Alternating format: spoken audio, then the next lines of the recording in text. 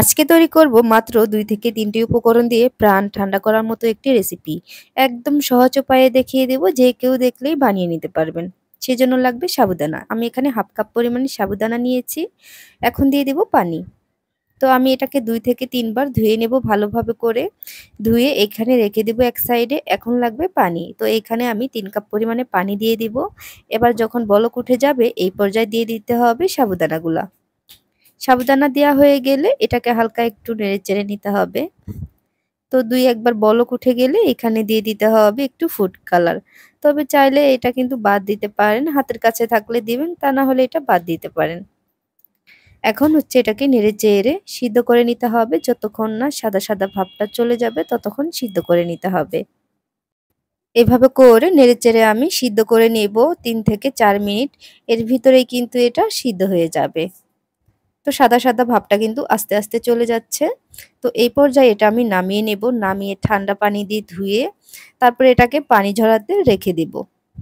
তো এটা এক সাইডে রেখে দিয়ে এবার লাগবে আমাদের গরুর দুধ। আমি এখানে ২৫০ গ্রাম গরুর দুধ নিয়েছি। 1/2 কাপ পরিমাণে চিনি দিয়ে দিব। ১ চামচ দিয়ে দিব আগার আগার। এখন হচ্ছে চামচ দিয়ে সবকিছু ভালোভাবে করে মিক্স করে নিতে হবে। তো আগেই কিন্তু আমি মিক্স করে নিয়েছি। এখন চলে আসলাম চুলায়। তো চুলায় চলে এসে এবার চুলার আঁচটা ধরিয়ে দিয়েছি।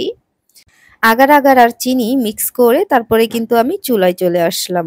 তো এখন একটা বলক উঠেছে, এই পর্যায়ে কিন্তু সাবুদানাগুলা দিয়ে দিতে হবে। তো সাবুদানাগুলো আমি পানি ঝরানোর জন্য রেখে দিয়েছিলাম। তো ভালোভাবে পানি ঝরিয়ে গেছে। এবার হচ্ছে চামচ দিয়ে ভালোভাবে করে নেড়েচেড়ে নিতে হবে। তো এটা যে দলা ধরে আছে এটা কিন্তু ভেঙে দিতে হবে এভাবে করে। এই পর্যায়ে আমি চুলার আঁচটা মিডিয়ামে রেখেছি। রেখে নেড়েচেড়ে এটাকে ২ থেকে ৩ মিনিট জাল করে নিলেই হবে। মানে ২-৩ বার বলক উঠে গেলে কিন্তু এটা হয়ে যাবে। এর বেশি জাল করতে হবে না।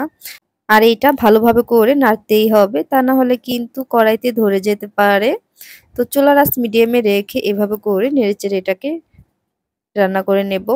তো হয়ে গেছে এটা। এখন হচ্ছে আমি নামিয়ে নিচ্ছি।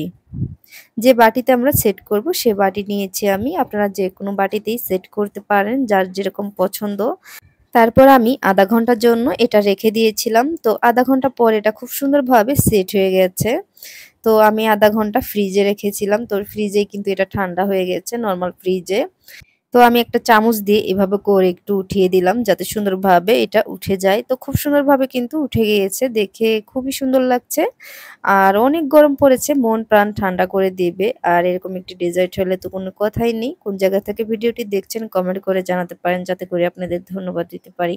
সবাই অনেক ভালো থাকবেন, সুস্থ থাকবেন। তো আজকের মতো এখানেই বিদায় নিচ্ছি। আল্লাহ হাফেজ।